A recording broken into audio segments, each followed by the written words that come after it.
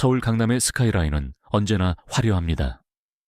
하지만 그 빛이 닿지 않는 곳, 작은 고시원의 창문 너머에는 25살 김서연투의 절박한 현실이 있었습니다. 홀로 키워주신 어머니, 박은죽 씨의 급박한 심장 수술을 위한 수술비, 서연에게는 시간이 없었습니다. 그녀의 모든 희망은 단 하나의 문에 걸려 있었습니다. 바로 재계 서열 5위, 대한민국 미래건설그룹 업체 최종 면접이었습니다. 미래건설 본사 33층. 면접장은 마치 얼음 궁전 같았습니다. 중앙에 좌정한 이는 그룹의 신화적인 존재, 최정우 회장이었습니다. 냉철하고 빈틈없는 그의 눈빛은 면접자들의 모든 것을 꿰뚫어 보는 듯 했습니다. 서연은 준비된 답변들을 막힘없이 풀어냈습니다. 그녀의 실력은 완벽했지만 최 회장은 예상치 못한 질문을 던졌습니다. 김서연 씨, 본인의 성장에 가장 큰 영향을 준 분은 누구입니까? 그리고 아버님 성함은? 서연은 깊이 숨을 들이쉬고 답했습니다. 저는 어머니 박은주 씨에게서 홀로 자랐습니다. 그 순간 최 회장의 얼굴이 미세하게 떨리기 시작했습니다. 그의 다음 질문은 개인적이면서도 섬뜩했습니다. 어머니의 성함은 뭐라고 하셨습니까? 서연이 다시 한번 또렷하게 대답했을 때 박은주. 최 회장은 쥐고 있던 펜을 떨어뜨렸습니다. 그의 눈빛은 28년 전 시간 속에 묻어두었던 어떤 기억과 마주한 듯 깊은 충격으로 가득 찼습니다. 이 면접은 단순한 채용 절차가 아니었습니다. 그것은 28년 전 엇갈린 운명이 다시 만나게 되는 잔혹하고도 아름다운 시작이었습니다. 이 면접 뒤에 숨겨진 거대한 가족 비밀은 무엇일까요? 지금 바로 그 놀라운 이야기 속으로 들어가 보겠습니다. 서울 강남의 스카이라인이 화려한 불빛을 뿜어내는 밤, 그 빛이 닿지 않는 외곽의 허름한 고시원 방. 25살. 김서연은 낡은 책상 앞에 앉아 있었다. 방은 몸 하나 누일 공간과 책상 하나가 전부였고 창문 너머로는 늦가을의 차가운 비가 끊임없이 내리고 있었다. 빗소리는 마치 서연의 가슴을 짓누르는 불안처럼 무겁게 느껴졌다. 책상 위에는 밤새 정리한 미래건설그룹의 면접 자료들이 산더미처럼 쌓여 있었다. 최종 면접까지 남은 시간은 단 사흘. 이 사흘이 그녀와 어머니의 남은 삶을 결정할 것이라는 냉혹한 현실이 그녀를 짓눌렀다. 서연은 조용히 일어나 정이 주전제 물을 끓이면서 거실 한쪽에 놓인 어머니 박은주 씨의 사진을 바라보았다. 사진 속 어머니는 언제나처럼 따뜻한 미소를 짓고 있었다. 엄마, 이번에는 꼭 성공할게요. 서연은 나지막이 맹세했다. 어머니는 평생을 작은 식당을 운영하며 그녀를 홀로 키웠다. 하지만 1년 전 갑작스러운 중증 심장 질환으로 쓰러졌고 현재는 병원 신세를 지고 있었다. 매달 불어나는 병원비와 비싼 수술비를 감당하기 위해 서연은 대학 휴학과 아르바이트를 병행하며 모든 것을 바쳤다. 이번 미래건설그룹 입사는 단순한 취업이 아니었다. 그것은 어머니를 더 좋은 병원으로 옮기고 가족의 삶을 지켜낼 수 있는 마지막 기회였다. 서연의 하루는 늘 시간에 쫓겼다. 새벽 5시, 그녀는 이미 눈을 떴다. 아직 어둠이 차에 가시지 않은 시간, 그녀는 옷을 챙겨 집을 나섰다. 새벽 6시, 그녀는 이미 국립중앙도서관 열람실 문 앞에 서 있었다. 개관까지 30분이나 남았지만 이미 10여 명의 사람들이 그녀처럼 간절한 염원을 품고 줄을 서 있었다. 도서관 문이 열리자마자 서연은 익숙한 발걸음으로 취업준비생 전용 열람실 창가 자리로 향했다. 그곳은 햇살이 가장 먼저 들어오는 그녀만의 지정석이었다. 낡은 노트북을 켜자 화면 가득 미래건설그룹의 기업 분석 자료가 빼곡하게 정리되어 있었다. 지난 5년간의 매출 추이, 주요 사업 분야, 경영 철학뿐만 아니라 최정우 회장 외 심층 인터뷰 기사까지 그녀는 특히 최 회장 관련 자료를 집요하게 파고들었다. 그는 맨몸으로 시작해 거대 기업을 일궈낸 입지전적인 인물이었다. 하지만 사생활에 대한 정보는 극도로 제한적이었다. 현재 부인과 두 아들이 있다는 것, 그리고 20년 전 재혼했다는 짧은 단서가 전부였다. 점심시간이 되자 서연은 편의점으로 향했다. 삼각김밥 2개와 컵라면. 늘 똑같은 메뉴였지만 그녀에게는 이조차도 사치였다. 편의점 테이블에 앉아 허겁지겁 끼니를 때우고 있을 때 친구단 지수에게서 전화가 왔다. 지수는 서연이 너무 무리하고 있는 것은 아닌지 걱정하며 잠시 쉬어갈 것을 권유했다. 하지만 서연은 단호하게 거절했다. 어머니의 치료비는 계속해서 불어나고 있었고 이번 기회를 놓치면 정말 어떻게 해야 할지 알 수 없었다. 지수는 한숨을 쉬면서도 몸만은 상하지 않도록 조심하라는 당부를 남겼다. 오후 내내 서연은 열람실에서 모의 면접 동영상을 보며 예상 질문을 정리했다. 우리 회사에 지원한 이유는 무엇입니까? 본인의 강점은 무엇이라고 생각합니까? 10년 후 어떤 모습이 되고 싶습니까? 흔해 빠진 질문들이었지만 그녀는 진심을 담아 답을 준비했다. 밤 9시, 서연은 버스를 2번 갈아타고 어머니가 입원해 계신 병원으로 향했다. 3층 병실로 향하는 그녀의 발걸음은 지쳐 보였지만 병실 문을 여는 순간만큼은 밝게 미소 지었다. 엄마, 나 왔어. 어머니 박은주 씨는 수척해진 얼굴로 서연을 맞이했다. 걱정 마. 많이 좋아졌어. 하지만 서연은 알고 있었다. 어머니의 얼굴이 어제보다 더 야위어 있다는 것을. 어머니는 면접 준비가 순조로운지 물었고 서연은 최대한 밝게 대답했다. 네, 이번엔 정말 자신 있어요. 꼭 합격해서 엄마 더 좋은 병원으로 옮겨드릴게요. 어머니는 딸의 손을 꽉 잡으며 힘든 기색을 감추려 했다. 너무 무리하지 마, 서연아. 건강이 제일 중요하단다. 그리고 잠시 머뭇거리던 어머니는 조심스럽게 입을 열었다. 서연아, 엄마 미안해. 너를 아빠 없이 키워서. 서연은 고개를 저었다. 그런 말씀 마세요, 엄마.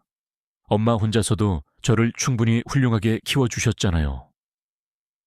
하지만 어머니의 눈에는 어느새 눈물이 고여 있었다. 마치 오래된 비밀을 안고 있는 사람처럼 무언가 말하고 싶어 하는 듯 했지만 결국 입을 닫았다. 어머니의 눈빛에는 서연의 아버지가 누구인지에 대한, 그리고 어머니가 왜 아버지를 숨기며 살았는지에 대한 깊은 사연이 담겨 있는 듯 했다. 병원 문을 나선 서연은 다시 고시원으로 돌아왔다. 밤 11시가 넘어서야 그녀는 책상에 앉아 다음날 있을 면접 스터디 준비를 시작했다. 창밖으로는 서울 도심의 불빛이 반짝이고 있었다. 저 수많은 빛 속에 과연 내가 머무를 곳이 있을까? 그런 생각이 스칠 때마다 서연은 더욱 간절하게 공부에 매달렸다. 새벽 1시, 그녀는 간신히 침대에 몸을 뉘었다. 다음 날도 새벽 5시에 일어나야 했기 때문이다. 이틀 후 미래건설그룹 최종 면접이 열릴 그날까지 그녀의 심장은 긴장감과 절박함으로 뛰고 있었다. 그녀는 알지 못했다. 이 면접이 단순히 직장을 얻는 것을 넘어 25년간 굳게 닫혀있던 운명의 문을 열게 될 것이라는 것을. 그녀의 모든 노력과 어머니의 이름, 그리고 최정우 회장의 과거가 얽혀들면서 그녀의 인생은 완전히 새로운 국면을 맞이하게 될 참이었다. 운명의 날이 밝았다. 새벽 4시. 김서연 군 긴장감에 잠을 설친 탓에 이미 잠에서 깨어 있었다. 창밖은 아직 짙은 어둠에 잠겨 있었지만 그녀는 곧바로 일어나 면접 준비를 시작했다. 샤워를 마치고 단정한 정장으로 갈아입은 서연은 거울 앞에 섰다. 머리를 단단히 묶고 최소한의 화장만을 했다. 화려하지도 그렇다고 초라하지도 않은 그녀의 간절함이 묻어나는 모습이었다. 아침 6MC, 면접 시간인 오전 10시보다 훨씬 일찍 서연은 집을 나섰다. 혹시 모를 상황에 대비하기 위함이었다. 지하철은 이미 출근하는 사람들로 가득 찼다. 서연은 한쪽 구석에 서서 마지막으로 준비한 자료를 훑어보려 했지만 심장이 너무 빠르게 뛰는 바람에 글자가 눈에 들어오지 않았다. 강남역에 도착한 서연은 근처 카페에 들어가 따뜻한 차를 주문했다. 아직 1시간 반이나 남아 있었다. 그녀는 어머니, 박은주 씨에게 메시지를 보냈다. 면접 잘 보고 올게요. 걱정 마세요. 곧바로 어머니의 격려 답장이 도착했다. 어머니의 응원 메시지는 그녀의 떨리는 마음을 잠시나마 진정시켜 주었다. 9시 30분, 서연은 미래건설그룹 본사 건물로 향했다. 로비는 이미 최종 면접을 앞둔 많은 지원자들로 붐비고 있었다. 모두가 긴장한 표정이었고 서연은 안내 데스크에서 번호표를 받아 대기실로 이동했다. 대기실에는 20명가량의 지원자들이 있었고 무거운 침묵 속에 긴장감이 감돌았다. 이따금 터져 나오는 헛기침 소리만이 정적을 깨뜨렸다. 10시 정각, 직원이 들어와 면접 시작을 알렸다. 지금부터 최종 면접을 시작하겠습니다. 한 분씩 이름을 호명할 테니 33층 대회의실로 이동해 주십시오. 첫 번째 지원자가 불리고 모두가 긴장된 눈빛으로 그가 나가는 모습을 지켜보았다. 시간은 느리게 흘러갔다. 앞선 지원자들은 보통 20분에서 30분 정도 면접을 보고 나왔고 누군가는 밝은 표정으로 누군가는 어두운 얼굴로 퇴장했다. 마침내 서연의 이름이 불렸다. 김서연 씨, 들어오십시오. 그녀는 깊게 숨을 들이마시며 자리에서 일어났다. 엘리베이터를 타고 33층으로 올라가는 동안 서연은 마음속으로 되뇌었다. 진심을 전하자. 꾸밈없는 나 자신을 보여주자. 엘리베이터 문이 열리자 넓은 복도가 펼쳐졌다. 안내 직원을 따라 복도 끝에 위치한 대회의실로 향했다. 문을 열고 들어서자 5명의 면접관이 일렬로 앉아있는 것이 보였다. 그러나 서연의 시선은 곧바로 중앙에 앉아있는 인물에게로 향했다. 최정우 회장이었다. 소문으로는 회장이 직접 면접에 참여한다는 이야기가 있었지만 막상 마주하니 그 존재감에 압도당할 것 같았다. 다른 면접관들의 짙은 색 정장 사이에서 최 회장은 마치 그룹의 권위를 상징하는 듯 차가운 카리스마를 내뿜고 있었다. 인사팀장의 안내에 따라 서연은 면접관들 맞은편 의자에 앉았다. 첫 질문은 인사팀장이 던졌다. 자기소개를 해달라는 기본적인 내용이었다. 서연은 침착하게 준비해온 내용을 이야기했다. 자신의 이름, 전공, 그리고 왜 미래건설그룹에 지원했는지를 논리정연하게 설명했다. 이어서 마케팅 본부장이 질문했다. 해외 시장 진출 전략에 대한 견해를 묻는 전문적인 질문이었다. 서연은 숨가쁘게 준비했던 지식을 펼쳐 보였다. 그녀는 동남아시아 시장을 예로 들며 구체적인 현지화 전략을 제시했다. 현지 문화에 대한 깊은 이해, 지속 가능한 건축 모델의 필요성, 그리고 장기적인 관점의 중요성을 조리 있게 설명했다. 면접관들은 고개를 끄덕이며 메모를 했고 분위기는 점차 그녀의 뛰어난 실력에 감화되는 듯 했다. 서연은 자신이 완벽하게 페이스를 잡았다고 느꼈다. 이대로라면 충분히 합격할 수 있을 것 같았다.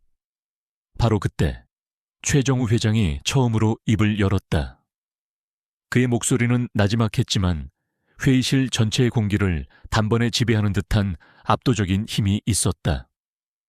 서연은 그의 시선이 자신에게 고정되는 것을 느꼈고 갑작스러운 긴장감이 그녀의 온몸을 훑고 지나갔다. 전문적인 질문이 이어질 것이라는 예상과는 달랐다. 최 회장은 미소를 짓지도 인상을 찌푸리지도 않은 채 그저 무표정하게 서연을 응시했다. 그는 테이블 위에 놓인 서연의 이력서를 가볍게 두드린 후 전혀 예상치 못한 질문을 던졌다. 그것은 회사에 대한 열정이나 실력과는 아무런 상관이 없는 지극히 개인적인 질문이었다. 서연은 온몸의 피가 식는 것을 느꼈지만 자세를 흐트러뜨리지 않으려 애썼다. 그의 다음 질문은 서연이 25년간 가장 숨겨야 했고 가장 극복하려 노력했던 바로 그 배경을 파고들었다. 면접관들 사이에서도 미묘한 기류가 흘렀다. 최 회장의 개인적인 질문은 종종 유명했지만 이렇게 노골적인 경우는 드물었다. 서연은 숨을 멈추고 그의 다음 말을 기다렸다. 최 회장은 천천히 마치 심판의 언어를 뱉어내듯 서연에게 물었다. 김서연 씨, 아버님은 어떤 일을 하십니까? 예상치 못한 질문에 서연은 일순간 당황했다. 그러나 그녀는 곧 평정심을 되찾고 솔직하게 대답하려 했다. 바로 이 순간 이 질문에 대한 대답이 그녀의 25년 운명을 완전히 뒤바꾸게 될 것이라는 것을 서연은 아직 알지 못했다. 그녀는 그저 어머니와 자신의 삶을 짓누르는 현실을 담담하게 이야기할 준비를 했을 뿐이었다. 그녀의 입술이 열렸다. 이제 곧 운명의 수레바퀴가 돌기 시작할 참이었다. 최정우 회장의 예기치 않은 개인적인 질문에 김소연 차는 순간 얼어붙었지만 이내 침착함을 되찾았다. 그녀는 정면을 응시하며 조용히 입을 열었다. 저에게는 아버지가 안 계십니다. 어머니께서 홀로 저를 키우셨습니다. 그녀의 목소리는 미세하게 떨렸지만 그 안에는 25년간의 고난을 이겨낸 단단함이 담겨 있었다. 최 회장의 시선은 미묘하게 바뀌었다. 그는 더 이상 서연의 이력서나 실력을 평가하는 듯한 눈빛이 아니었다. 무언가 더 알고 싶어 하는 듯한 혹은 어떤 기억을 더듬는 듯한 복잡한 감정이 그의 눈동자 속에 스쳐 지나갔다. 잠시 동안 회의실에는 무거운 침묵이 흘렀다. 다른 면접관들은 영문을 모른 채 회장과 지원자를 번갈아 보며 숨을 죽이고 있었다. 침묵을 깬 것은 다시 최 회장이었다. 어머님께서는 어떤 일을 하셨습니까? 질문은 계속해서 개인적인 영역을 파고들었지만 서연은 숨길 이유가 없다고 생각했다. 작은 식당을 운영하셨지만 지금은 건강이 좋지 않으셔서 쉬고 계십니다. 그녀의 대답을 들은 최 회장은 입술을 굳게 다물었다. 그리고 잠시 후 그의 목소리는 이전보다 훨씬 더 낮고 느려졌다. 그의 질문은 이제 이 면접의 본질을 완전히 벗어난 듯했다. 어머님 성함이 어떻게 되신다고 했습니까? 서연은 불편함을 느꼈지만 솔직함이 최선이라고 판단했다. 박은주라고 하십니다. 그 단어, 박은주. 세 글자가 서연의 입에서 또렷하게 흘러나오는 그 순간 회의실의 공기는 문자 그대로 얼어붙었다. 마치 누군가 시간을 멈추는 마법을 건 것처럼 모든 움직임과 소리가 정지했다. 최정우 회장의 얼굴은 순식간에 잿빛으로 변했다. 그는 유령이라도 본 것처럼 하얗게 질렸고 쥐고 있던 펜을 탁 소리를 내며 테이블 위에 떨어뜨렸다. 그 충격의 강도가 얼마나 컸는지 그의 몸 전체가 미세하게 떨리고 있었다. 다른 면접관들은 경악한 표정으로 일제히 회장에게 시선을 고정했다. 30년 가까이 회장을 모셔온 김 부장조차도 회장의 얼굴에서 저런 극도의 동요를 본 적이 없었다. 그는 상황을 파악하지 못한 채 회장과 서연을 번갈아 볼 뿐이었다. 서연 역시 당황했다. 어머니의 이름을 말했을 뿐인데 대한민국 재계 거물이 왜 이토록 충격적인 반응을 보이는지 도무지 이해할 수 없었다. 그녀는 자신이 혹시 면접에서 치명적인 실수를 저지른 것은 아닌지 불안감에 휩싸였다. 최 회장은 한동안 테이블만 응시하며 고개를 숙이고 있었다. 무려 1분 가까운 시간이 흐른 후에야 그는 간신히 정신을 수습하는 듯 보였다. 그의 목소리는 여전히 떨렸지만 다음 질문에는 필사적인 확인의 의지가 담겨 있었다. 어머님 고향이 부산 쪽입니까? 서연은 고개를 끄덕였다. 네, 맞습니다. 부산이 고향이신 것으로 알고 있습니다. 최 회장의 표정은 더욱 굳어졌다. 마치 과거의 망령과 정면으로 마주한 듯 고통스러운 표정이었다. 혹시 어머님이 28년 전쯤 서울에서 잠시 비서로 일하신 적이 있습니까? 서연은 자신이 아는 단편적인 정보를 떠올렸다. 네, 어머니께서 젊은 시절 서울의 한 회사에서 비서로 일하셨다고 들었습니다. 하지만 자세한 이야기는 해주지 않으셨습니다. 최정우 회장은 더 이상 앉아있을 수 없다는 듯 벌떡 일어섰다. 다른 면접관들은 놀라서 그를 쳐다보았다. 잠시 휴식을 취합시다. 그는 비틀거리며 회의실 문 쪽으로 향했다. 김 부장이 황급히 뒤를 따랐다. 남겨진 면접관들은 당황한 표정으로 서로를 마주보았다. 회의실에는 어색한 침묵이 흘렀다. 서연 역시 마찬가지였다. 도대체 무슨 일이 벌어지고 있는지 전혀 감을 잡을 수 없었다. 회장의 갑작스러운 퇴장으로 면접은 이미 파국으로 치닫는 분위기였다. 10분쯤 지났을까. 김 부장이 혼자 회의실로 들어왔다. 그의 표정은 매우 복잡했다. 죄송합니다. 회장님께 급한 일정이 생겨서 면접은 저희가 계속 진행하겠습니다. 그러나 분위기는 이미 깨진 후였다. 남은 면접관들도 집중하지 못하는 듯 형식적인 질문 몇 개를 던진 후 면접은 허무하게 마무리되었다. 서연은 혼란과 죄책감 속에서 회의실을 나섰다. 자신이 무언가를 잘못 말해서 면접을 망쳤다는 기분이 들었지만 그 이유가 어머니의 이름 때문이라는 사실을 이해할 수 없었다. 엘리베이터를 타고 1층 로비로 내려온 서연은 모든 희망이 산산조각 난 듯한 무력감을 느꼈다. 그때 그녀의 스마트폰이 울렸다. 병원에서 걸려온 전화였다. 간호사의 목소리는 다급했다. 어머니의 상태가 갑자기 나빠졌으니 서둘러 와 달라는 내용이었다. 면접 결과 따위는 이미 그녀의 머릿속에서 사라진 지 오래였다.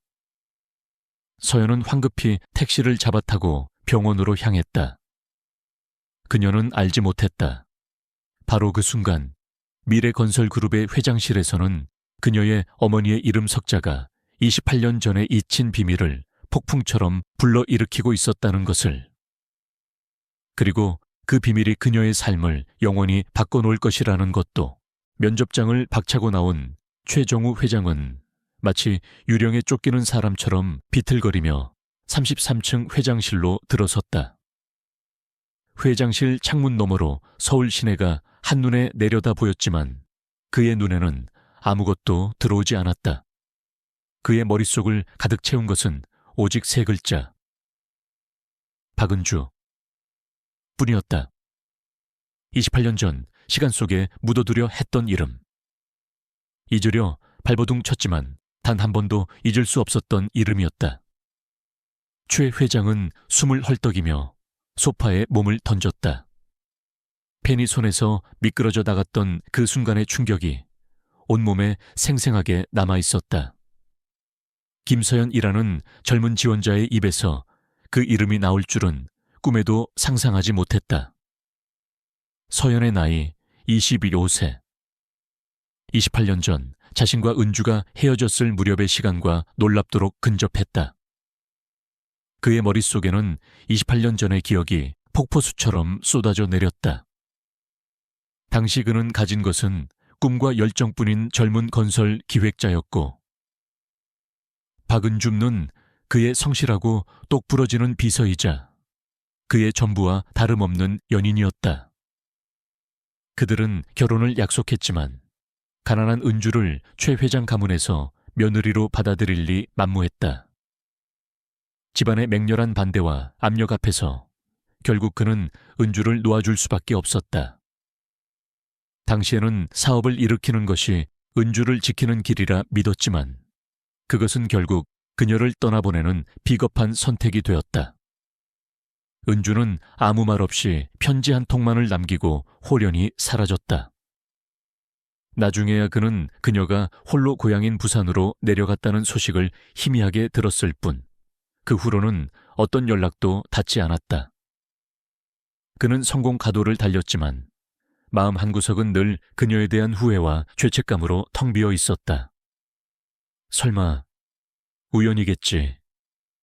최 회장은 스스로를 다독였지만 서연의 눈빛, 그녀의 간절함, 그리고 어머니가 홀로 키웠다는 사실까지 모든 것이 단순한 우연이라고 치부하기에는 너무나도 섬뜩하게 일치했다. 그는 책상 서랍을 열어 낡은 지갑에서 색이 바랜 사진 한 장을 꺼냈다. 28년 전 젊은 최정우와 은주가 행복하게 웃고 있는 사진이었다. 그들이 헤어진 후 그는 은주가 혹시 밤 임신했을지도 모른다는 소문을 들었지만 때는 이미 늦어 그녀는 자취를 감춘 뒤였다.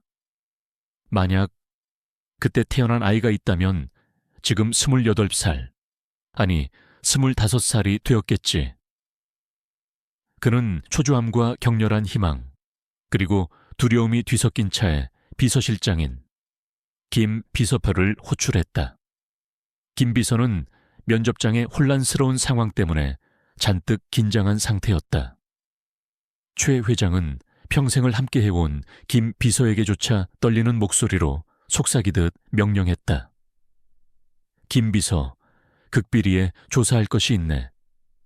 오늘 면접을 본 김서연이라는 지원자의 어머니, 박은주라는 인물에 대해 철저히 확인해주게.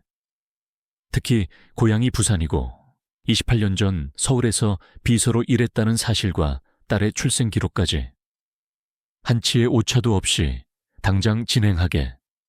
누구에게도 발설해서는 안 되네. 김 비서는 회장의 심상치 않은 표정에서 이 일이 단순한 사안이 아님을 직감했다. 그는 회장에게 사생활 관련 보고서를 요청받은 적이 없었지만 이번만큼은 회장의 절박함이 온몸으로 전해져 왔다. 김 비서는 즉시 그룹의 모든 비공식 라인을 동원하여 은밀한 조사에 착수했다. 시간이 금이었다. 조사는 놀라울 정도로 빠르게 진행되었다. 김서연의 면접 서류를 통해 그녀의 출생지와 어머니의 이름은 이미 확인된 상태였고, 이를 토대로 박은주라는 인물의 과거 행적을 추적했다. 25년 전 부산 지역의 작은 병원 기록, 당시 그녀가 살던 지역의 주민 등록 변동사항, 그리고 결정적으로 딸 김서연의 정확한 출생 연월일이 파악되었다. 서연의 출생 기록에는 아버지의 이름이 공란으로 남아 있었다. 밤이 깊어질 무렵 김 비서는 봉투가 담긴 서류 파일을 들고 조용히 회장실로 들어섰다. 최 회장은 창밖에 야경을 등진 채 마치 선고를 기다리는 사람처럼 굳어 있었다. 김 비서는 조심스럽게 입을 열었다. 회장님, 확인이 완료되었습니다. 최정우 회장의 손이 미세하게 떨렸다. 그는 김 비서가 건넨 서류를 받기 위해 힘겹게 손을 뻗었다. 서류철에는 김서연과 박은주의 이름이 명확하게 기재되어 있었고, 김서연의 출생 연월일은 최 회장이 박은주와 헤어진 직후의 시점과 정확하게 일치했다. 최 회장은 서류를 펼쳤다. 어머니의 이름, 고향, 딸의 나이, 그리고 무엇보다 아버지의 빈칸. 모든 조각이 하나의 거대한 퍼즐처럼 맞춰졌다. 숨을 쉬는 것조차 고통스러웠다. 28년 동안 잊고 살았던 후회와 죄책감, 그리고 이제야 만난 딸에 대한 격정적인 감정이 그의 심장을 찢어놓는 듯했다. 최 회장은 서류를 쥔 채 소파에 맥없이 무너져 내렸다. 그의 눈가에는 평생 흘려본 적 없는 뜨거운 눈물이 맺혔다. 김서연 하장은 그의 딸이었다. 그녀가 면접에서 보인 비범한 실력과 간절함, 그 모든 것이 바로 자신에게서 물려받은 것이었다. 이 놀라운 진실 앞에서 최정우 회장은 자신이 25년간 얼마나 어리석고 외로운 삶을 살아왔는지 깨달았다. 그의 다음 행보는 명확했다. 당장 이 아이와 그리고 이 아이를 홀로 키운 하박은주를 만나야만 했다. 28년 만의 재회는 이제 피할 수 없는 운명이 되었다. 병원 응급실 앞, 김서연 든 산소 마스크를 쓴 채 누워있는 어머니, 박은주 씨의 손을 꽉 잡고 있었다. 면접 결과 따위는 이미 안중에도 없었다. 다행히 어머니는 응급처치 후 안정을 되찾았지만 의사는 심장 상태가 급격히 악화되었다며 조속한 수술이 필요하다고 재차 강조했다. 서연은 눈물을 참으며 어머니의 곁을 지켰다. 어머니는 힘겹게 눈을 뜨자마자 딸을 걱정했다.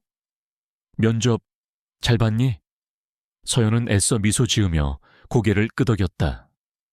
네, 엄마. 잘 봤어요. 이번엔 꼭 합격할 것 같아요. 어머니는 안심한 듯 미소 지었지만 다시 기침을 하며 말을 잇지 못했다. 바로 그때 서연의 스마트폰이 울렸다. 모르는 번호였지만 직감적으로 미래건설 그룹이라는 것을 알 수 있었다. 인사를 건넨 상대는 인사팀 직원이었다. 김서연 씨 되십니까? 오전 면접 결과와 관련하여 내일 오전 중으로 다시 한번 회장실로 와주시겠습니까? 추가 면접이 예정되어 있습니다. 서연은 놀라면서도 승낙했다. 추가 면접이라니 뭔가 상황이 심상치 않다는 것을 느꼈다. 다음 날 아침 서연은 다시 미래건설 본사를 찾았다.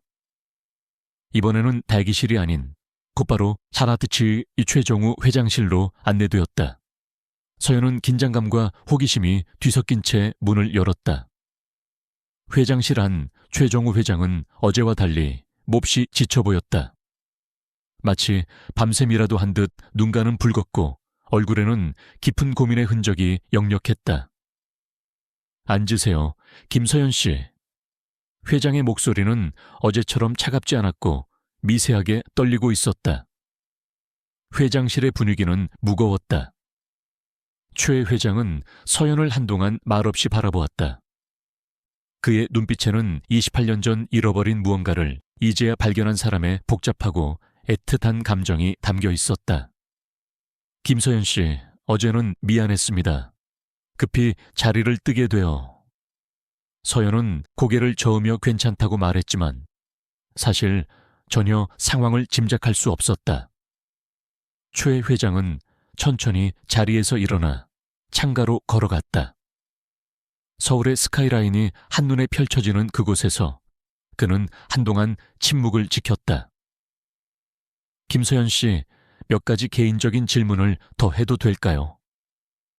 서연은 긴장하며 고개를 끄덕였다.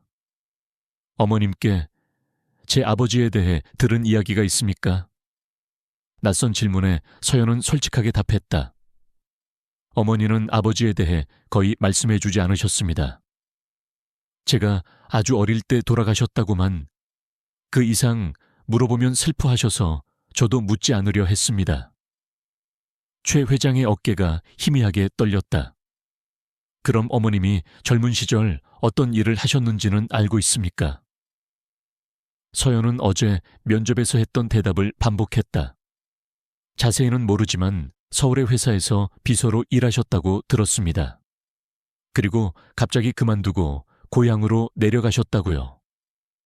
그때 회장실 문이 열리고 김 비서가 서류 봉투를 들고 들어섰다. 김 비서는 회장에게 조용히 속삭였다. 회장님, 확인이 되었습니다. 부산에 계신 박은주 씨가 틀림없습니다. 최 회장의 다리가 휘청거렸다. 그는 소파에 힘없이 주저앉았다. 서연은 혼란스러웠다. 도대체 무슨 일이 벌어지고 있는 것인지, 왜 회장이 자신의 어머니를 조사한 것인지 이해할 수 없었다. 죄송하지만 무슨 일이 일어나는 건지 설명해 주시겠습니까? 왜 제 어머니를... 최 회장이 고개를 들었다. 그의 눈에는 눈물이 가득했다. 김서연 씨의 어머니, 박은주 씨는 28년 전 제 비서였습니다. 그리고 그는 잠시 말을 멈췄다. 너무나 거대한 진실을 입 밖에 내는 것이 두려운 듯했다. 그리고 우리는 결혼을 약속할 만큼 서로 사랑했습니다. 하지만 집안의 반대로 헤어질 수밖에 없었습니다. 서연은 충격을 받았다. 어머니가 이 거대 기업의 회장과 그런 관계였다니. 최 회장은 말을 이었다. 헤어진 후에야 알았습니다. 은주가 임신했다는 것을. 하지만 이미 그녀는 제 연락을 끊고 사라진 뒤였습니다. 28년 동안 저는 그녀와 아이를 찾아 헤맸습니다. 서연의 머릿속이 새하얗게 변했다. 28년 전 임신. 그럼 혹시 그 아이가 저라는 말씀이십니까? 최 회장은 떨리는 손으로 김 비서가 가져온 서류를 서연에게 내밀었다. 이건 어머님의 의료 기록입니다. 25년 전 부산의 한 병원에서 출산한 기록이 있습니다. 날짜가 김서연 씨의 생일과 정확하게 일치합니다. 서연은 서류를 받아들었지만 손이 너무 떨려 글씨가 제대로 보이지 않았다. 하지만 이것만으로는 확실하지 않잖아요. 최 회장은 고개를 끄덕였다. 그래서 제안하고 싶습니다. DNA 검사를 해봅시다. 만약 정말로 김서연 씨가 제 딸이라면. 그는 더 이상 말을 잇지 못했다. 감정이 북받쳐 오른 듯했다. 서연은 혼란 그 자체였다. 평생 아버지 없이 살아왔는데 갑자기 아버지가 나타나다니. 그것도 대한민국 최고의 그룹 회장이라니. 저는 먼저 어머니께 여쭤봐야 할 것 같습니다. 최 회장은 서둘러 말했다. 어머님이 병원에 계시다고 들었습니다. 저도 같이 가도 되겠습니까? 28년 만에 은주를 만나고 싶습니다. 서연은 어머니가 이 사실을 어떻게 받아들일지 걱정되었지만 최 회장의 간절한 눈빛을 외면할 수 없었다. 1시간 뒤 그들은 병원에 도착했다. 병실 앞에서 최 회장은 멈춰 섰다.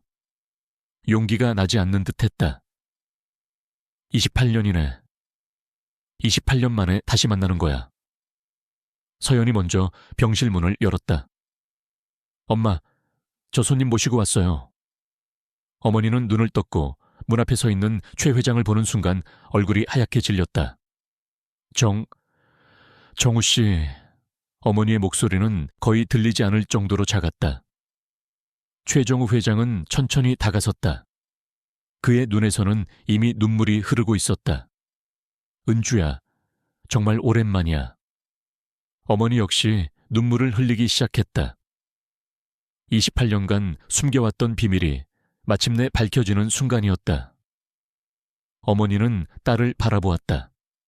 죄책감과 미안함으로 가득 찬 눈빛이었다. 서연아, 엄마 미안해. 엄마가 너에게 숨긴 것이 있어. 서연은 어머니의 손을 잡았다. 괜찮아요, 엄마. 저 이제 다 알아요. 어머니는 힘겹게 고백했다.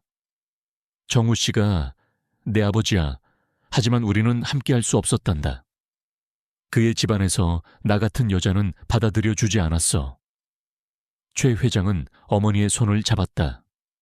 은주야, 내가 몰랐어. 네가 임신한 줄 알았다면 모든 것을 버리고라도 너와 함께 했을 거야. 병실에는 무거운 침묵이 흘렀다. 28년이라는 긴 시간. 서로를 그리워하며 살아온 두 사람. 그리고 그 사이에서 태어나 아버지의 존재조차 모르고 자란 딸. 운명은 실로 기묘한 형태로 그들을 제외시킨 것이었다. 이제 그들은 DNA 검사라는 마지막 절차만을 남겨두고 있었다.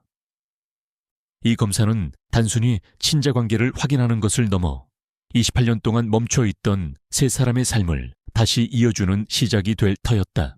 김서연이 최정우 회장과 함께 병원에서 돌아온 지 하루가 지났다. DNA 검사 결과가 나오기도 전이었지만 최 회장은 이미 서연을 자신의 딸로 확신했다. 그는 어머니 박은주 씨의 치료를 위해 최고급 VIP 병실과 국내 최고의 심장 전문 의료진을 배정했다. 은주 씨는 극심한 혼란 속에서도 28년 만에 재회한 최 회장의 헌신적인 태도에 깊은 감동을 받았고, 서연은 이제야 아버지의 보호 아래 놓였다는 안도감과 함께 갑작스러운 환경 변화에 적응해야 했다. 하지만 평화는 오래가지 않았다. 최 회장이 박은주 씨의 치료에 막대한 지원을 하고 서연에게 개인 비서를 붙여주는 등 전례 없는 행동을 보이자 이 소식은 미래건설그룹 내부에 극비로 퍼져나갔고 곧 회장의 현재 가족의 귀에 들어갔다. 최 회장의 부인인 윤지영 여사와 두 아들 최민준, 장남과 최도윤. 차남은 그날 오후 예고 없이 은주 씨의 병실로 들이닥쳤다. 윤 여사는 상류층 사교계에서 명망 높은 인물이었고 늘 우아함 뒤에 냉철함을 감추고 있었다. 두 아들 역시 어머니를 닮아 오만함이 몸에 배어 있었다. 병실의 문이 열리고 그들이 들어서는 순간 따뜻했던 병실 공기는 순식간에 차갑게 얼어붙었다. 윤 여사는 단정한 정장 차림이었지만 눈빛은 살벌했다. 그녀는 은주 씨의 병실 침대에 앉아있는 서연을 위아래로 훑어보며 차가운 목소리로 말했다. 당신이 김서연 씨군요. 갑자기 나타난 숨겨진 딸 말이에요. 침대에 누워있던 은주 씨는 불안함에 몸을 떨었다. 장남 민준이 비아냥거리듯 덧붙였다. 아버지도 나이가 드시니 별일이 다 있네요. 28년이나 숨겨온 딸이라니. 타이밍이 참 기가 막히지 않습니까? 혹시 재산 때문에 나타난 건 아닌지 의심스럽네요. 차남 도윤 역시 거들었다. 당신이 누구인지 그리고 어떤 의도로 접근했는지 우리도 알 권리가 있습니다. 이 문제는 단순히 아버지만의 문제가 아니니까. 서연은 숨을 들이마시며 침착하게 대응했다. 그녀는 이들의 공격적인 태도에 굴복할 생각이 없었다. 저는 회장님 재산에 관심이 없습니다. 저는 단지 실력으로 입사하기 위해 면접을 보았을 뿐입니다. 그리고 그 면접에서 어머니의 이름이 나왔을 뿐이고요. 윤 여사는 코웃음을 쳤다. 순진한 척할 필요 없어요. DNA 검사 결과가 나오자마자 당신 어머니가 최고급 병실로 옮겨지고 회장님이 당신에게 얼마나 많은 돈을 쏟아붓고 있는지 우리도 알고 있어요. 목적이 없다면 왜 이토록 뻔뻔하게 회장님 곁에 머뭅니까? 바로 그때 최 회장이 분노에 찬 얼굴로 병실 문을 열고 들어섰다. 김 비서로부터 가족들이 병실로 갔다는 연락을 받고 급히 달려온 것이었다. 그의 얼굴은 차갑게 굳어 있었다. 당신들 여기서 뭐 하는 짓이야? 윤 여사는 남편에게 맞섰다. 당신이 숨긴 딸에게 인사를 온 겁니다. 우리도 진실을 알 권리가 있잖아요. 최 회장은 단호하게 말했다. 서연이는 내 딸이 맞다. 하지만 당신들이 이런 무례한 행동을 할 권리는 없다. 지금 당장 나가. 장남 민주는 물러서지 않고 반박했다. 아버지, 이건 우리 가족 문제입니다. 갑자기 나타난 저 여자 때문에 상속 문제가 복잡해졌다고요. 최 회장은 아들을 매섭게 노려보았다. 가족? 내가 아직 살아있는데 벌써부터 상속 걱정부터 하는 게 가족인가? 당신들은 내 돈으로 사치스러운 생활을 누려왔지만 서연이는 아버지 없이 28년을 홀로 살았다. 누가 더 불공평한 상황이라고 생각하나? 윤 여사가 비아냥거렸다. 그래서 회사 지분을 저 아이에게 넘길 생각입니까? 초회 회장은 고개를 저었다. 서연이는 정당하게 실력으로 회사에 들어갈 것이다. 그게 서연이가 원하는 방식이니까. 특혜는 없을 것이다. 서연은 조용히 끼어들었다. 말씀하신 대로입니다. 저는 아버지의 딸이라는 이유로 특별 대우를 받고 싶지 않습니다. 제 실력으로 인정받고 싶어요. 윤 여사는 마지막까지 비꼬았다. 고상한 척해도 결국은 모든 것을 챙겨갈 속셈이겠지. 그때 침대에 누워있던 은주 씨가 힘겹게 몸을 일으켰다. 그만두세요. 제 딸은 그런 아이가 아닙니다. 윤 여사는 은주 씨를 쏘아보았다. 당신이 무슨 말을 해? 남의 가정을 파탄낸 여자가. 은주 씨는 담담하게 말했다. 저는 정우 씨와 헤어진 후 단 한 번도 연락한 적이 없습니다. 오히려 숨어 살았죠. 서연이는 자기 힘으로 정우 씨를 찾아낸 겁니다. 최 회장은 가족들에게 마지막 명령을 내렸다. 당장 나가. 모두. 그리고 다시는 서연이나 은주를 괴롭히지 마. 윤 여사와 아들들이 병실을 나섰지만 차남 도윤은 뒤돌아 경고했다. 아버지, 이 사실이 언론에 알려지면 회사 이미지가 어떻게 될지 아시죠? 최 회장은 어깨를 으쓱했다. 그래서 나는 딸을 숨기지 않을 것이다. 당당하게 인정할 것이다. 가족들이 떠난 후 병실에는 무거운 침묵이 흘렀다. 서연이 먼저 입을 열었다. 아버지, 저 때문에 가정에 문제가 생기신 건 아닌지. 최 회장은 고개를 저었다. 아니다. 이미 깨져 있던 가정이다. 사랑이 아닌 집안의 필요에 의해 만들어진 가정이니 너에게는 아무 죄가 없다. 며칠 후 최정우 회장은 기자회견을 열었다. 수많은 기자들이 몰려들었다. 거대 그룹 회장의 숨겨진 딸 이야기는 엄청난 스캔들이었다. 최 회장은 마이크 앞에 섰다. 저는 28년 전 헤어진 여성과의 사이에 딸이 있다는 사실을 최근에 알게 되었습니다. 저는 이 사실을 숨기지 않겠습니다.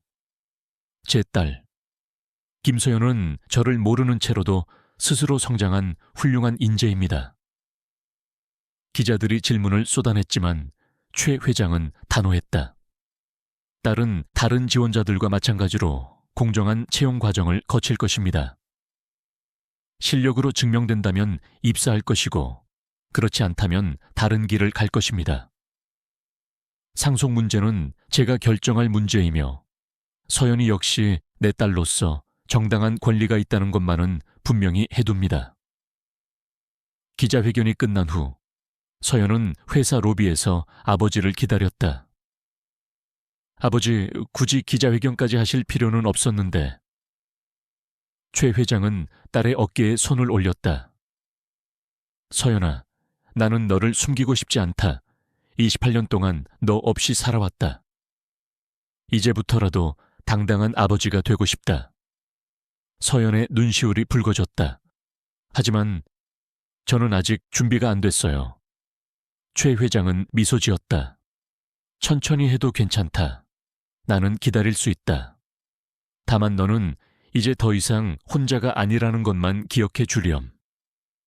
그날 밤 서연은 병실에서 뉴스를 보았다. 화면에는 기자회견 모습이 비치고 있었다. 어머니는 서연의 손을 잡았다.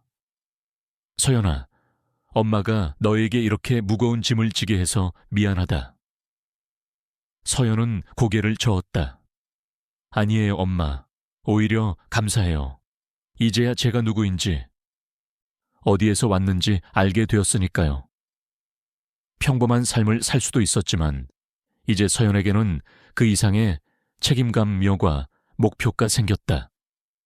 아버지의 딸로서가 아닌 김서연, 자신으로서 무언가를 성취하겠다는 결심. 그녀의 새로운 삶은 이제 막 시작된 것이었다. 김서연은 기자회견 다음 날 다시 한번 미래건설그룹에 정식으로 입사 지원서를 제출했다. 이제 그녀의 신분은 만천에 공개되었지만 그녀는 아버지의 명예와 자신의 자존심을 걸고 실력으로 인정받겠다는 결심을 더욱 굳건히 했다. 2차 최종 면접은 전례 없는 긴장감 속에서 진행되었다. 면접관들은 모두 그녀의 정체를 알고 있었기에 그녀를 어떻게 대해야 할지 몰라 노골적으로 긴장하는 기색이 역력했다. 그들은 회장의 딸에게 특혜를 주었다는 오명을 뒤집어쓰지 않기 위해 오히려 다른 지원자들보다 훨씬 더 까다롭고 날카로운 질문들을 퍼부었다.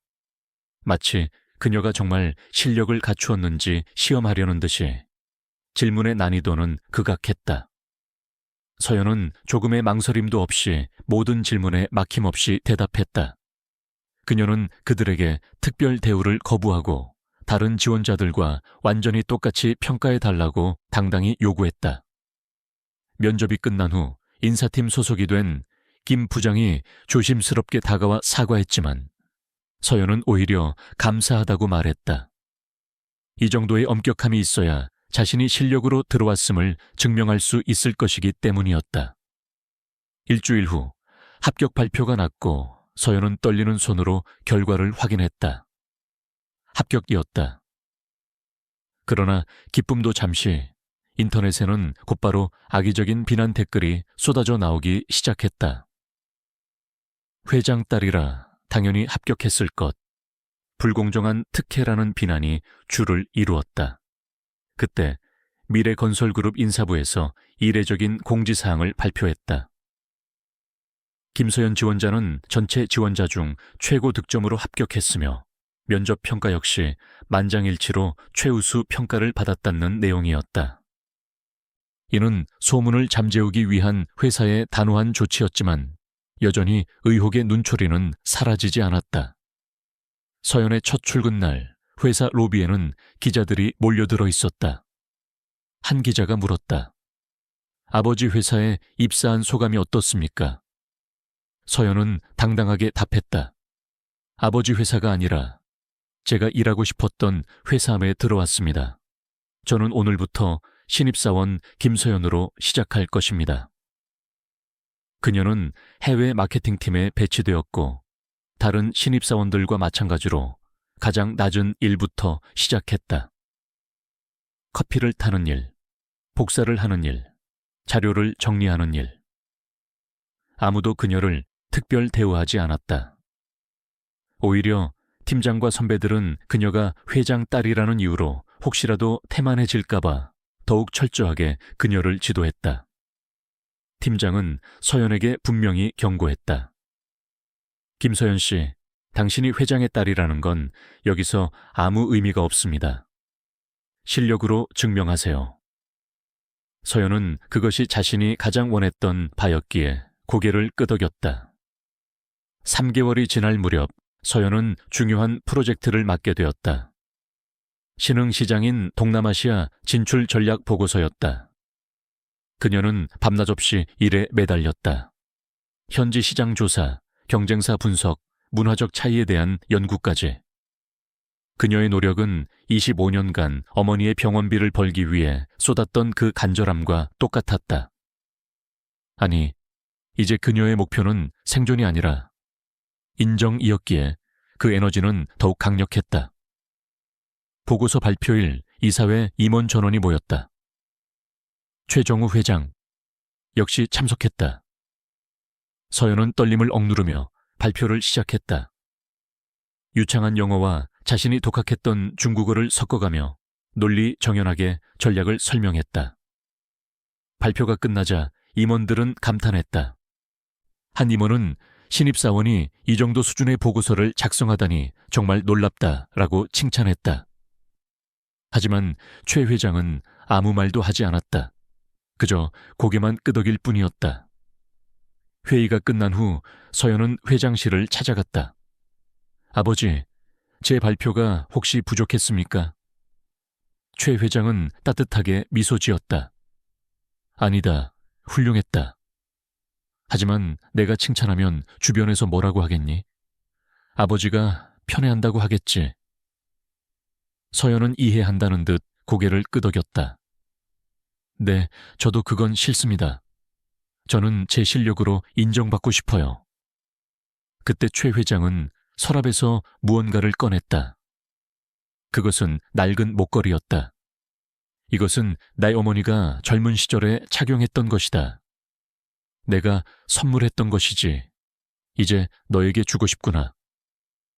서연은 작은 하트 펜던트가 달린 소박한 목걸이를 받아 들었다. 감사합니다, 아버지. 최 회장은 딸의 머리를 쓰다듬었다. 서연아, 너를 자랑스럽게 생각한다. 내 딸이라서가 아니라 네가 너이기 때문에. 1년이 지났다.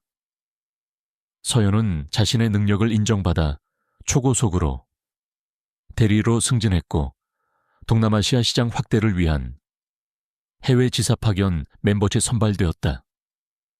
송별회 날 동료들은 진심으로 그녀를 축하해 주었다.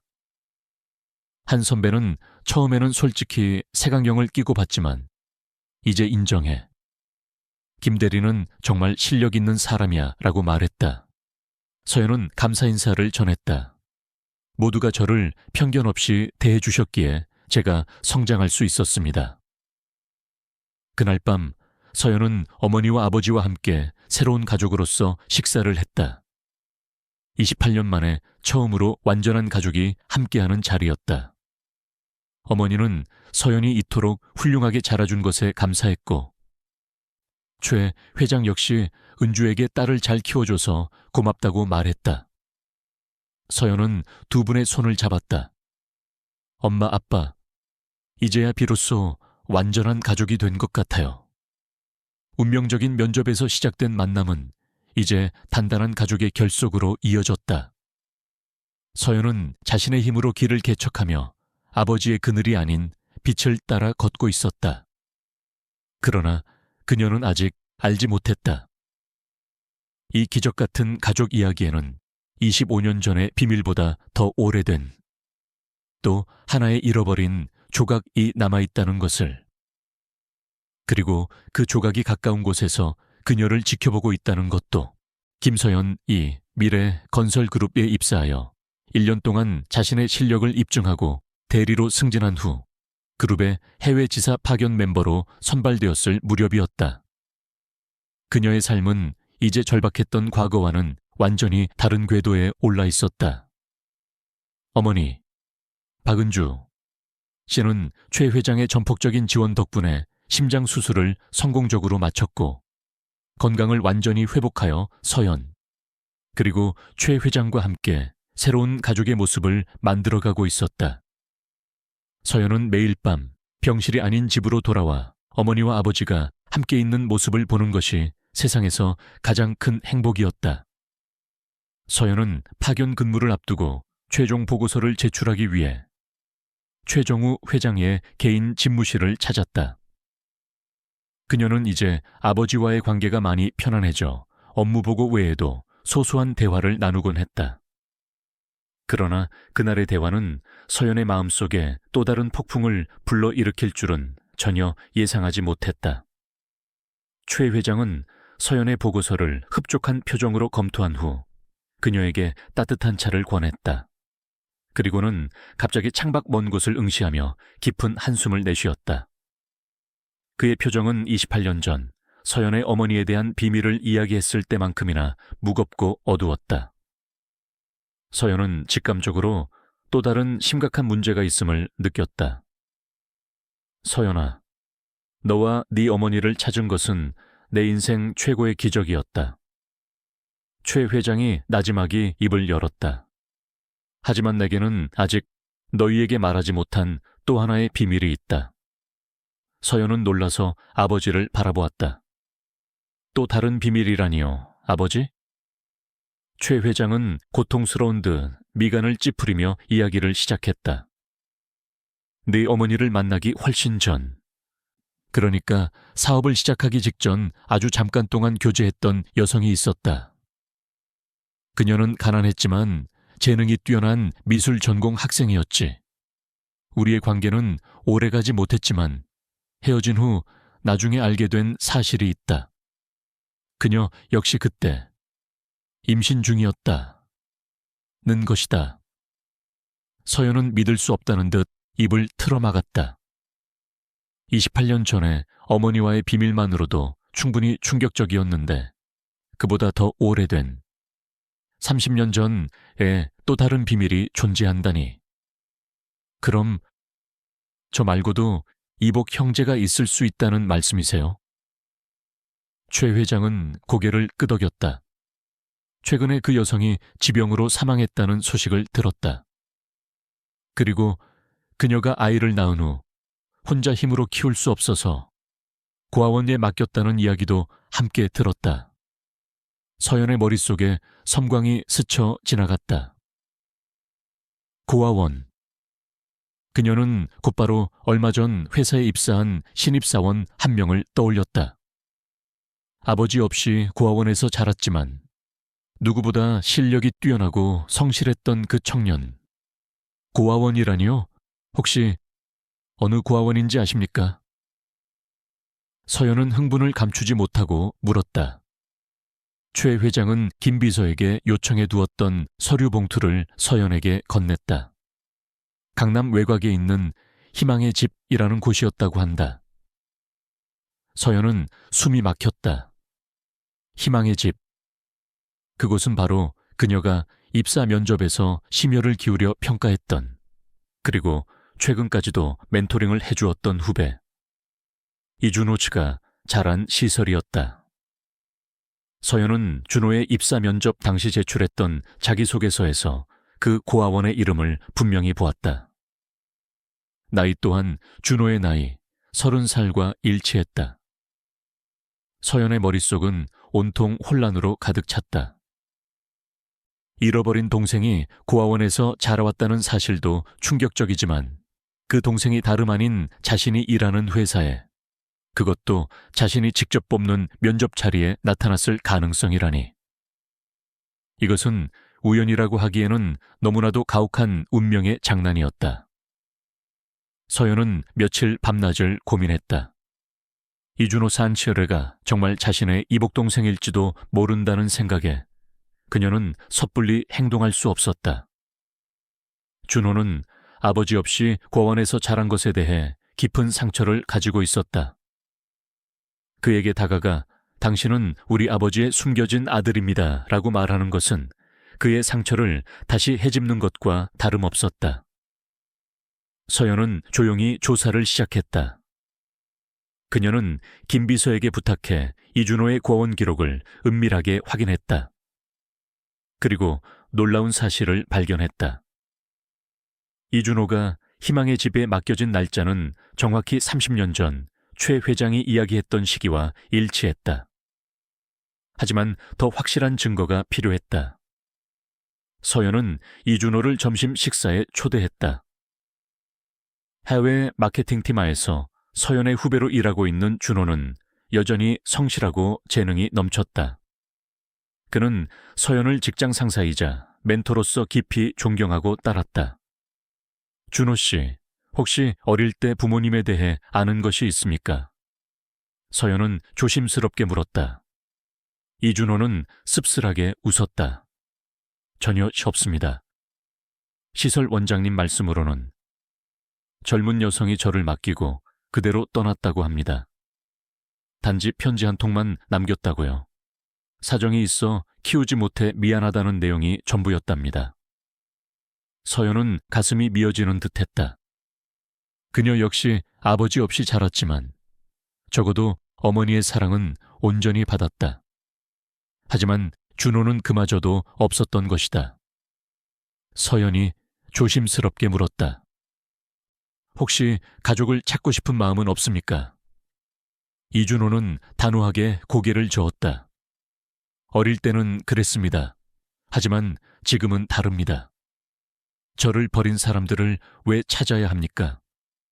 저는 혼자서도 훌륭하게 잘 살아왔습니다. 굳이 과거의 상처를 들추고 싶지 않습니다. 그의 말 속에는 깊은 아픔과 함께 자신을 버린 부모에 대한 원망이 스며 있었다. 서연은 더 이상 캐물을 수 없었다. 그녀는 준호의 상처가 얼마나 깊은지 느꼈다. 이 상황에서 섣불리 진실을 밝히는 것은 준호를 더 큰 고통에 빠뜨릴 위험이 있었다. 한편 최 회장 역시 이준호의 존재에 대해 강한 확신을 가지고 있었다. 서연아, 그 청년이 내 아들일 가능성이 높다고 생각한다. 최 회장의 목소리는 떨렸다. 그렇지만 그는 가족을 원하지 않는 것 같다고 네가 말했지. 상처가 너무 깊은 것 같아. 최 회장은 한숨을 쉬었다. 그럼에도 불구하고 확인은 해야 한다. 만약 정말 내 아들이라면 이번에야말로 놓치고 싶지 않다. 28년 전 네 어머니를 놓쳤던 것처럼 또다시 내 아들을 놓칠 수는 없어. 결국 그들은 이준호에게 비밀로 한 채 DNA 검사를 진행하기로 결정했다. 회사 건강검진을 구실로 혈액 샘플을 확보했다. 최 회장은 초조함 속에서 며칠을 보냈다. 28년 전 잃어버린 딸을 기적처럼 찾은 데 이어 30년 전 잃어버린 아들까지 찾게 된다면 이것은 단순한 우연이 아니라 하늘이 그에게 준 마지막 구원의 기회일 터였다. 그리고 일주일 후 마침내 운명의 결과가 나왔다. 최정우 회장으로부터 이준호가 30년 전 잃어버린 아들일 수 있다는 충격적인 이야기를 들은 후 김서연은 며칠 밤을 잠 못 이루었다. 그녀의 머릿속은 온통 혼란으로 가득 찼다. 이복 동생이 존재한다는 사실 자체도 믿기 힘들었지만 그 동생이 다름 아닌 자신이 직장 선배로서 깊은 유대감을 나누었던 후배 이준호질 가능성이라니. 운명이 이토록 잔혹하고도 기묘하게 엮일 수 있단 말인가. 서연은 이준호가 아버지 없이 고아원에서 자라왔다는 사실, 그리고 그가 회사에서 성공하기 위해 얼마나 필사적으로 노력했는지를 누구보다 잘 알고 있었다. 그녀 자신이 어머니의 병원비를 위해 절박하게 노력했던 과거와 너무나도 닮아 있었기에 서연은 준호에게 깊은 동질감과 애정을 느껴왔다. 그런 준호에게 갑자기 당신의 아버지는 바로 이 회사의 회장이다 라고 말하는 것이 과연 옳은 일인지 서연은 확신할 수 없었다. 준호의 내면에 깊이 새겨진 상처를 건드려 그가 완전히 무너져 내리게 할까 봐 두려웠다. 하지만 최 회장은 더 이상 기다릴 수 없었다. 그는 28년 전 박은주를 놓쳤던 후회를 반복하고 싶지 않았다. 서연아, 확인해야 한다. 만약 그 아이가 정말 내 아들이라면 나는 이번에는 절대로 그 아이를 놓지 않을 것이다. 최 회장의 목소리에는 단호함과 절박함이 섞여 있었다.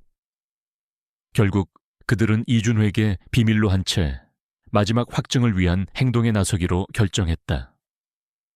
미래건설그룹은 매년 직원들의 건강 증진을 명목으로 정기건강검진을 실시했고 최 회장과 김 비서는 이 기회를 이용했다. 이준호의 혈액 샘플이 검사에 사용되었고 최 회장과 준호의 DNA 샘플은 극비리에 국과수로 보내졌다. 일주일 후 최 회장실에서 긴급 가족회의가 열렸다. 김서연과 건강을 완전히 회복한 어머니, 박은주 씨, 그리고 최 회장과 김 비서가 모였다. 김 비서가 가져온 봉투를 테이블 위에 올려놓았을 때 방 안에는 침묵만이 감돌았다. 김 비서가 봉투를 뜯고 조용히 결과를 읽었다. 친자 확률 99.99%입니다. 모두가 숨을 멈췄다. 이준호는 정말 최정우 회장의 아들이었다. 서연은 충격과 함께 형언할 수 없는 슬픔을 느꼈다. 잃어버린 동생을 찾았다는 기쁨보다는 준호가 30년 동안 얼마나 고독하게 살아왔을지 생각하니 가슴이 미어졌다. 은주 씨는 걱정스러운 목소리로 물었다. 정우 씨, 이제 그 아이에게 어떻게 이야기할 작정이에요. 30년 동안 혼자였던 아이인데. 최 회장은 깊은 고뇌에 빠졌다. 모르겠어. 어떻게 이 엄청난 진실을 꺼내야 할지. 서연은 망설임 끝에 입을 열었다. 아버지, 제가 먼저 다가가 볼게요. 직장 선배로서 친분을 쌓고 그가 마음의 준비를 할 시간을 벌어주는 게 좋겠어요. 갑작스러운 충격은 준호 씨를 무너뜨릴 거예요. 서연의 제안대로 그녀는 이준호와 더욱 친밀하게 지내기 시작했다. 프로젝트를 구실로 자주 만나 조언을 아끼지 않았고 때로는 사적인 이야기도 나누었다. 서연은 준호의 비범한 재능과 성실함, 그리고 그 이면에 숨겨진 깊은 외로움을 이해하려 노력했다. 어느 날 이준호가 서연에게 조심스럽게 속마음을 털어놓았다. 김 대리님, 이상한 말씀을 드리는 것 같지만 대리님과 함께 있으면 마음이 편안합니다. 마치 가족 같은 느낌이 듭니다. 서연은 그의 말에 눈물이 핑 돌았다. 가족 같은 느낌. 그것은 거짓이 아니었다. 실제로 그는 그녀의 잃어버린 동생이었으니까. 나도 그래, 준호 씨. 준호 씨를 보면 왠지 모르게 남동생 같다는 생각이 들어. 시간이 흘러 연말이 되었다. 회사 송년회가 열렸고 이준호는 신입사원 대표로 무대에 올랐다. 그는 기타를 들고 자신이 가장 힘들었을 때 위로가 되었던 노래를 불렀다. 노래의 가사는 가족에 대한 것이었다. 홀로였지만 언젠가 만날 수 있을 가족을 꿈꾸며 살아왔다는 간절함이 담겨 있었다. 무대 아래에서 노래를 듣고 있던 최 회장의 눈가에는 눈물이 고였고 서연 역시 마찬가지였다. 공연이 끝난 후 최 회장은 이준호를 회장실로 불렀다. 긴장한 준호가 회장실로 따라 들어갔을 때 그곳에는 서연과 박은주 씨가 함께 앉아 있었다. 최 회장은 떨리는 목소리로 말했다. 이준호 군, 이제는 진실을 말할 때가 된 것 같네. 서연은 DNA 검사 결과를 내밀었다. 준호 씨, 놀라지 말고 들어주세요. 당신은 저희 아버지의 아들입니다. 그리고 제 동생이에요. 이준호의 얼굴은 새하얗게 질렸다. 뭐라고요? 그게 무슨... 최 회장이 자리에서 일어나 그에게 다가갔다. 미안하다 아들아. 내가 네 존재를 몰랐다. 알았더라면 결코 너를 혼자 두지 않았을 것이다. 이준호는 뒷걸음질 쳤다. 거짓말. 이건 거짓말이야. 나는 버려진 아이다. 아무도 원하지 않았던. 그의 목소리에는 30년 동안 억눌려온 상처와 분노가 폭발하고 있었다.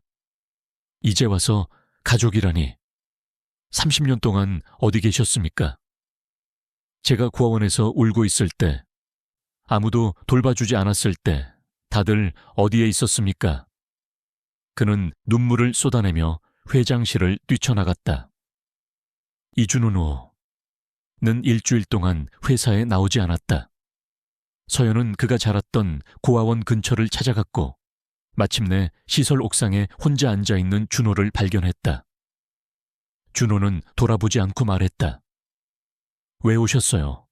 이제 와서 누나 행세를 하려는 건가요? 서연은 그의 옆에 앉았다. 아니, 그냥 같이 있고 싶어서. 잠시 동안 침묵이 흘렀다.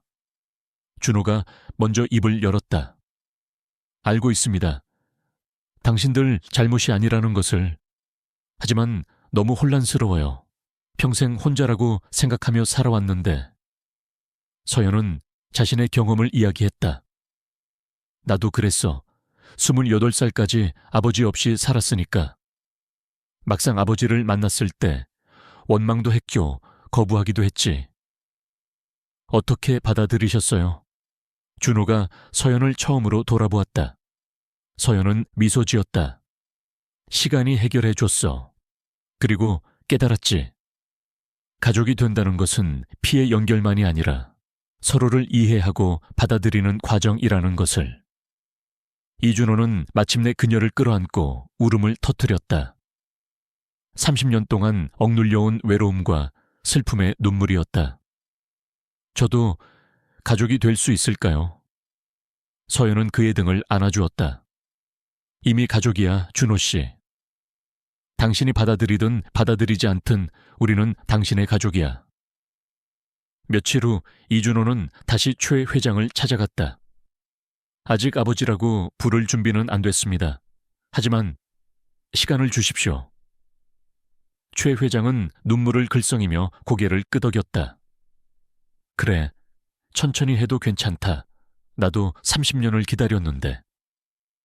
이준호가 조심스럽게 물었다. 제 어머니는 왜 저를 버리셨을까요? 최 회장은 깊은 한숨을 쉬었다. 내 어머니는 불치병을 앓고 계셨단다. 오래 살지 못할 것을 예감하고 너를 안전한 곳에 맡긴 것이었다. 그리고 내게는 내 존재를 알리지 않았지. 네가 내 인생의 짐이 될 것을 두려워해서. 이준호의 눈에서 다시 눈물이 흘렀다. 그럼 사랑했기 때문에 버린 건가요? 그렇다.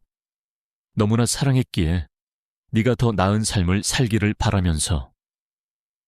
이준호는 이제 최준호라는 새 이름을 갖게 되었다. 성을 바꾼 것이다. 회사 사람들은 놀랐지만 이제 모두가 그를 회장의 아들로 인정했다. 하지만 그는 여전히 평사원으로서 성실하게 일했다. 서연과 준호는 진정한 남매가 되었다. 함께 프로젝트를 진행했고 주말에는 온 가족이 모여 시간을 보냈다. 박은주 씨 역시 준호를 친아들처럼 아끼고 사랑했다. 30년간 잃어버렸던 가족의 조각이 마침내 제자리를 찾아가고 있었다. 최준호가 최정우 회장의 아들로 밝혀진 후 세월은 흘렀다. 준호는 이제 최씨, 성을 사용하는 데 익숙해졌고 회사 사람들도 그를 회장의 아들로 인정했다. 그러나 그는 여전히 평사원으로서 묵묵히 자신의 업무를 수행했다. 아버지의 지위를 이용하는 대신 스스로의 실력으로 인정받겠다는 서연과 같은 단호한 의지를 보여주었다. 김서연과 최준호는 진정한 남매가 되었다. 함께 프로젝트를 진행하며 서로의 부족한 부분을 채워주었고 주말이면 온 가족이 함께 모여 식사를 하는 것이 일상이 되었다. 어머니 박은주 씨는 준호를 친아들처럼 아끼고 사랑했다. 30년간의 공백과 외로움이 채워지는 시간이었다. 어느 날 준호가 서연에게 진심을 털어놓았다. 누나, 이제야 알겠어요. 가족이 무엇인지. 서연이 묻자 준호는 미소 지었다. 서로의 부족했던 부분을 채워주는 사람들. 30년 동안 비어있던 공간을 지금 채워가고 있는 거예요. 세월이 흘러 김서연은 35살이 되었다.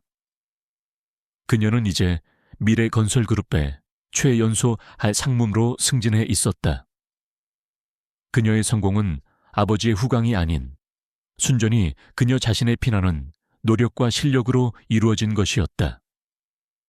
그녀의 사무실 책상 위에는 여전히 낡은 액자 하나가 놓여 있었다. 그것은 다름 아닌 10년 전 그녀가 면접을 준비하며 분석했던 자료 일부였다. 그녀의 시작점을 잊지 않기 위함이었다. 그날 아침 서연은 평소보다 일찍 출근했다. 오늘은 특별한 날이었다. 신입사원 최종 면접이 있는 날이었고 그녀가 상무로서 면접관으로 참여하는 첫 공개 채용이었기 때문이다. 비서가 들어와 오늘의 면접자 명단을 보고했다. 서연은 명단을 훑어보다가 문득 한 이름에서 손을 멈추었다. 이영민 아가, 28세, 지방 명문대 경영학과 졸업, 아동복지시설 출신. 왜인지 모르게 그 이름이 그녀의 마음에 깊이 박혔다. 아마도 그녀 자신이나 준호처럼 어려운 환경에서 꿈을 향해 달려온 청년이라는 동질감 때문일 것이다. 면접장으로 향하던 서연은 최정우 회장의 집무실에 잠시 들렀다. 최 회장은 이제 70이 넘었지만 여전히 카리스마를 잃지 않았다. 아버지, 저 오늘 면접관으로 참여해요. 최 회장은 흐뭇하게 웃었다. 긴장되니? 10년 전 네가 그 자리에 앉아있던 것이 엊그제 같구나. 서연은 고개를 끄덕였다. 그래서 더 공정하게 평가하고 싶어요. 저처럼 간절한 기회를 필요로 하는 사람이 있을지도 모르니까요. 최 회장은 딸의 어깨를 토닥였다. 옳은 생각이다. 네가 받았던 기회를 이제 네가 베풀 차례구나. 면접이 시작되고 서연은 다른 면접관들과 함께 지원자들을 꼼꼼하게 평가했다. 그리고 마침내 이영민이 들어왔다. 단정한 외모였지만 어딘가 모르게 불안해 보이는 눈빛, 깨끗하게 다려 입은 낡은 정장이 그의 성실함을 대변하는 듯 했다. 인사팀장이 첫 질문을 던졌다. 자기소개를 부탁합니다. 이영민은 대답했다. 저는 아동복지시설에서 성장했지만 그것이 제 한계가 아니라 동기부여가 되었습니다. 독학으로 대학에 들어갔고 장학금으로 졸업했습니다. 서연의 가슴이 뜨거워졌다. 10년 전의 자신, 그리고 30년 전의 준호의 모습이 겹쳐 보였다. 서연이 질문을 던졌다. 가장 힘들었던 순간은 언제였습니까? 이영민은 잠시 머뭇거리더니 답했다. 대학 시절 함께 자란 동생이 희귀병에 걸렸을 때입니다. 치료비를 마련하기 위해 휴학하고 일했지만 결국 동생을 잃었습니다. 그때 깨달았습니다. 돈이 없어서 소중한 사람을 지키지 못한다는 것이 얼마나 무력한 일인지. 그래서 더 열심히 공부하고 이 자리에 섰습니다. 면접장은 숙연해졌다. 서연은 10년 전 어머니의 병원비 때문에 절박했던 자신의 모습을 보는 듯했다. 면접이 끝난 후 평가회의가 열렸다. 한 임원은 스펙은 좋지만 배경이 약하다며 회의적인 반응을 보였다. 하지만 서연은 단호하게 말했다. 배경이 아니라 실력과 잠재력을 봐야 합니다. 그는 누구보다 간절하며 그 간절함이야말로 최고의 성장 동력이 될 것입니다. 서연의 강력한 주장에 다른 면접관들도 결국 동의했고 며칠 후 이영민은 합격자 명단에 이름을 올렸다. 이영민의 첫 출근 날, 그는 해외 마케팅팀 아에 배치되었다. 서연이 10년 전 시작했던 바로 그 팀이었다. 그는 팀장으로부터 여기는 김 상무님께서 시작하셨던 곳이다. 기준은 높지만 그만큼 성장할 수 있을 것이라는 격려를 들었다. 최정우 회장의 70세 생일. 난생 처음 완전한 가족사진을 찍었다. 정구 회장, 은주씨, 서연, 그리고 준호. 각기 다른 시간을 살아왔지만 이제는 하나의 가족이었다. 준호가 처음으로 입을 열었다. 아버지, 생신 축하드립니다. 그 한마디에 최 회장은 눈물을 흘렸다. 운명은 기묘하게 그들을 찢어 놓았지만 결국 기적처럼 그들을 하나로 만들었다. 얼마 후 서연은 회사 강당에서 신입사원들에게 강연을 했다. 여러분, 기회는 예기치 않은 곳에서 찾아옵니다. 제가 10년 전 면접을 볼 때 아버지를 만날 것이라고는 꿈에도 생각하지 못했습니다. 그리고 제 동생이 이 회사 면접을 보러 올 것이라고도 생각하지 못했죠. 청중 속에 앉아있던 준호는 미소를 지었다. 그러니 여러분께 전하고 싶습니다. 지금 이 순간도 운명의 시작일지 모른다고. 포기하지 마세요. 여러분의 이야기는 지금부터 시작입니다. 이날 밤 가족 모두가 모인 저녁 식탁에서 최정우 회장이 말했다. 내 인생 최고의 선물은 너희들을 만난 것이다. 늦었지만 비로소 완전해졌다. 우리의 가족, 모두가 잔을 들었다. 가족에게 건배. 창밖으로 서울의 야경이 반짝이고 있었다. 그들의 이야기는 앞으로도 계속될 것이다. 때로는 힘들고, 때로는 아픔을 동반할지 모른다. 하지만 이제 그들은 혼자가 아니었다. 가족이라는 이름 아래 함께 걸어갈 것이기 때문이다.